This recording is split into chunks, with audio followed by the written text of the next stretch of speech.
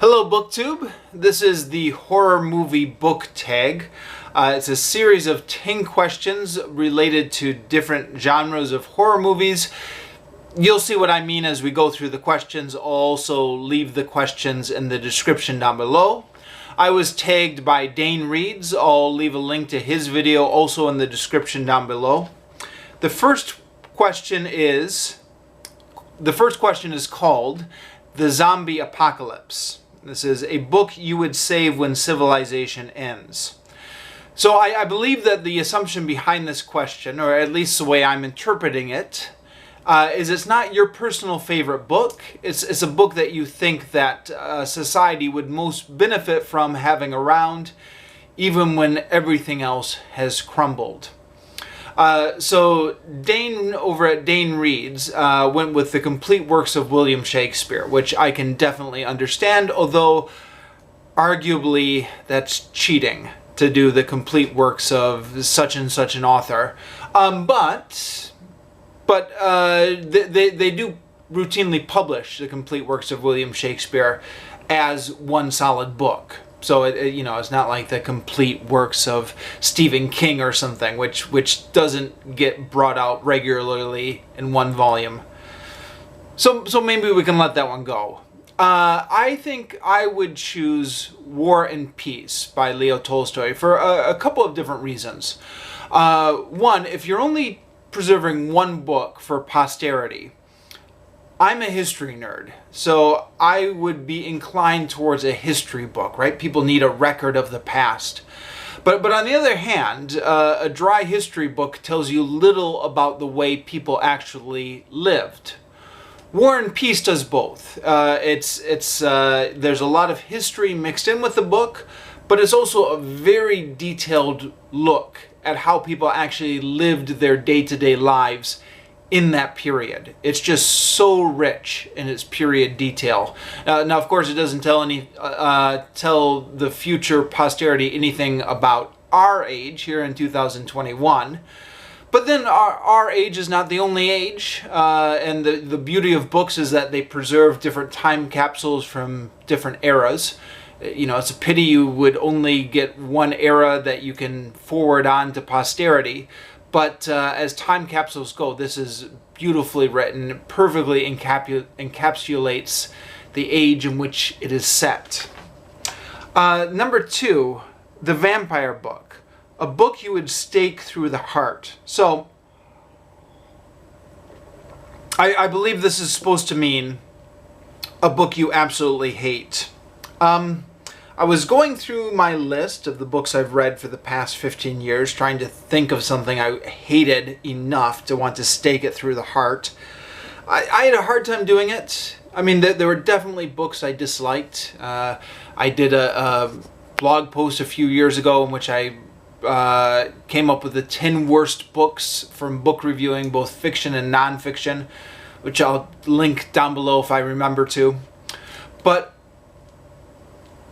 book I hated enough to want to drive a stake through it. I don't know if I can work up that level of hate for a book. The book I definitely spent the most time on, talking about all the things wrong on it in my blog, was A Case for Christ by Lee Strobel, which I will get to someday on this YouTube channel as I work my way through my scripted review series, in which I go back and make video reviews of out of all my old weblogs reviews. There are so many things wrong with that book. It's difficult to say if I really hate it because, well, I mean, on the one hand, that skeptics and atheists, I think, that book has been so good to them. People have gotten so much content out of blog posts and YouTube videos because it's just so easy to debunk.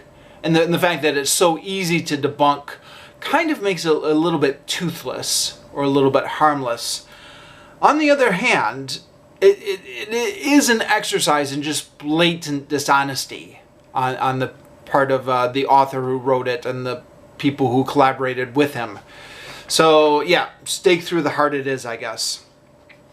The Haunted House, a book that still haunts you. So, I don't read a lot of horror books. I had difficulty thinking of a book that, you know, gave me chills in the middle of the night or something. But something that I found eerily creepy throughout was A Time Machine by H.G. Wells. I read a simplified version of that, you know, like a Classics Illustrated version when I was a child. And then a few years ago I came back and read the original. And even, I remember it gave me some chills as a child reading it. And then even as an adult going back and reading the original, even though I already knew the twist ending, still kind of gave me a little bit of goosebumps thinking how creepy it was. So yeah, gonna go for that one.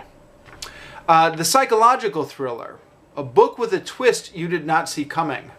So I'm currently reading The Chronicles of Amber by Roger Zelazny, which is really 5 books in one. I'm currently on The Hand of Oberon. And so many twists in this, all of which I did not see coming. So yeah, this book will definitely fit that category. Number 5, The Creepy Doll, a book that seems innocent but isn't. I think Dane went with Dr. Zeus on his video. And actually, watch his video if you get a chance, because he has an interesting anecdote about this whole Dr. Zeus controversy. My 2 cents in brief are, I think it's a shame that the publishers have decided to stop publishing those Dr. Zeus books, but what can you do? It's the publisher's decision. It's not like, you know, the government's not censoring them. It's no outside forces censoring them. So I think the fact that the Republicans have made this into a political issue is just pure cynicism. It's not a political issue. It's a private publisher. But Dane had an interesting anecdote that he was selling the books. I believe he said it was on his eBay account. And apparently he got threatened by eBay that he would have to take these books off or his account would get taken down as a racist account. And that is an added dimension to this whole Dr. Zeus controversy I wasn't aware of, which is, yeah, that shifts the narrative a bit, doesn't it? It's not just the publishers that have decided to stop selling, to stop printing these books. And anyways, go read Dane's video. My own response is going to be a little bit similar here. An old classic that is politically incorrect by today's standards. Peter Pan by J.M. Barrie. And on the one hand, I feel like this is almost too easy. I mean, everybody knows Peter Pan has racist depictions of the Native Americans, or the Indians as they're called in that book. But on the other hand, Peter Pan is just, you know, the depiction of childhood innocence when you picture the play or the Disney cartoon or all that stuff that goes along with it in your memory. But the other thing, if you go back and read the original J.M. Barrie book, and it's, in spite of everything, it's one of my favorite childhood books. I read it when I was about 11 or something and really liked it, and still have fond memories of the Disney cartoon, which is connected with the book. But in the original book, Peter Pan is pretty bloodthirsty. He talks about killing pirates for fun. A number of the pirates get killed by Captain Hook. You know, it's a children's book, but there's a body count in there, and those children in that book are a bit bloodthirsty. It's not the book itself, even putting aside the racist parts, is not nearly as innocent as you would think it would be. Okay, number 6, The Monster, a book you could barely tackle or defeat. Well, it just so happens that not but a few days ago on this channel, I talked about Don Quixote, which is a book I thought I might not finish, and which took me 3.5 years to get through. Now, obviously, that was 3.5 years, not of me diligently reading every day, but 3.5 years of this book sitting on my shelf, staring at me, and I'm thinking, oh, do I want to pick it up again? And I read it through in in fits and starts. I'd have a month where I'd try and read it and I'd get 200 pages done, and then it would just sit on my shelf for another 3 months, and then I'd say, oh, okay, I got to get back into it. I thought I might not finish it at points. If I can do 2 books for this entry, the other one is Chomsky's Universal Grammar, an Introduction, by V.J. Cook and Mark Newsom, which I did actually slog all the way through, but did not understand the second half of it. Probably should have quit, to be honest, but it was just pure stubbornness. This book had been on my shelf for so long, and I just wanted to finish it just for the sake of finishing it. I haven't yet reviewed this one on the channel. I'm going back and rereading a few parts of it, but that review will be coming sometime. Number 7, The Comedy Horror, a book with mixed genres that worked or didn't. So I'm going to go with Rebels and Traitors by Lindsay Davis, which is a historical fiction book, but it's got large sections where the fiction narrative is just abandoned, and then it's just straight up history. Now, people will tell you that you're not supposed to do that in historical fiction. You're supposed to integrate all the history into the narrative, have characters say, did you hear the news? It just turned out that so-and-so did this yesterday, and integrate all that detail into the narrative. Lindsay Davis doesn't do that. She'll have the historical fiction book, and then she'll have the catch-up sections, where she catches the reader up on the history that's been happening. So I'm counting this as a mix of genres. Historical fiction with just sections of straight-up history. I thought it worked perfectly. I really liked it. Of course, I'm a history nerd. You'd have to be for a book like that. Dane, over at Dane Reads, had Discworld books for that, for number 7. And that would work equally as well. And I've also read and reviewed a number of Discworld books on this YouTube channel and really enjoyed them. Number 8, The Cliched Teen Horror, a book you found super cliched or stereotypical. Okay, I've got a book for this. I reviewed this book on this channel a few months ago. The Heart of Dread, book number 1, Frozen, by De La Cruz, Melissa De La Cruz and Michael Johnston. So much formulaic stuff in here. So cliched. So cliched. It's alright for what it is, but so cliched.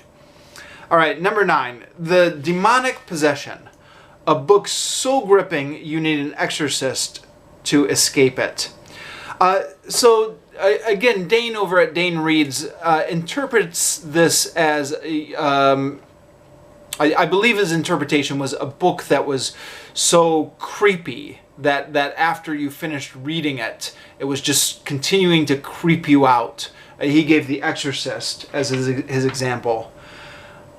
I'm kind of interpreting a book so gripping as just a book that you have a hard time putting down, and maybe an exorcist is just kind of figurative here.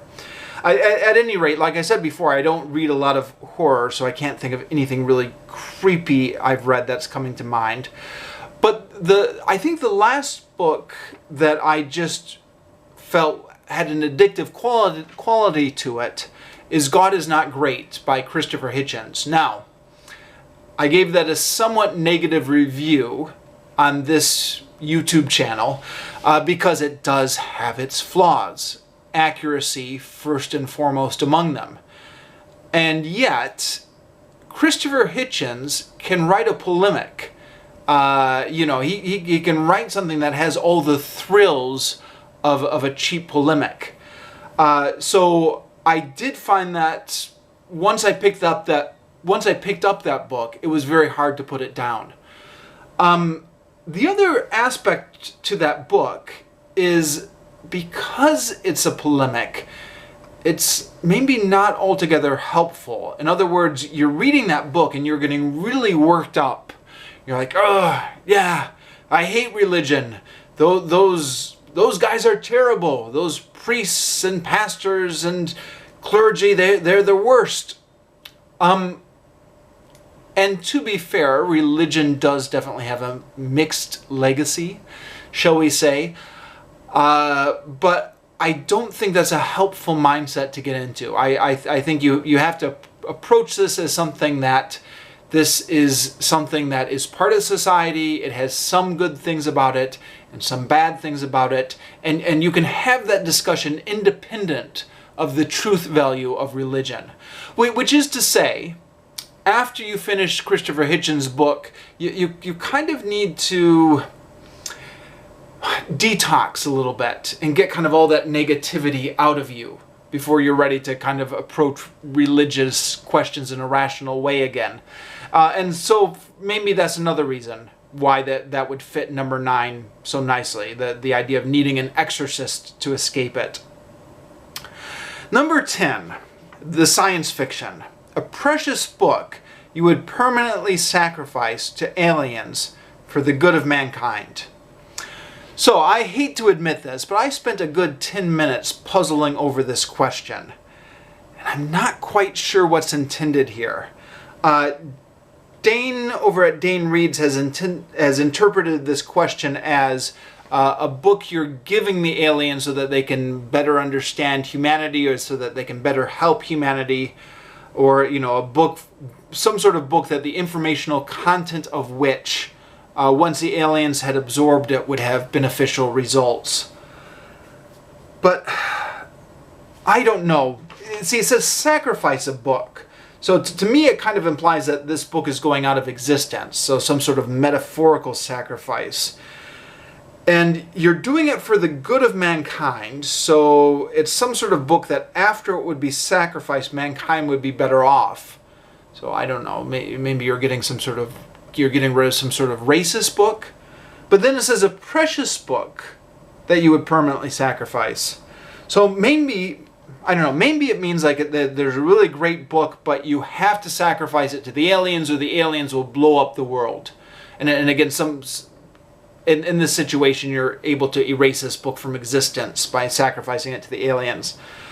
But then, I don't know, what precious book would I sacrifice to the aliens? Well, the least precious book I could find that I could still quantify as precious.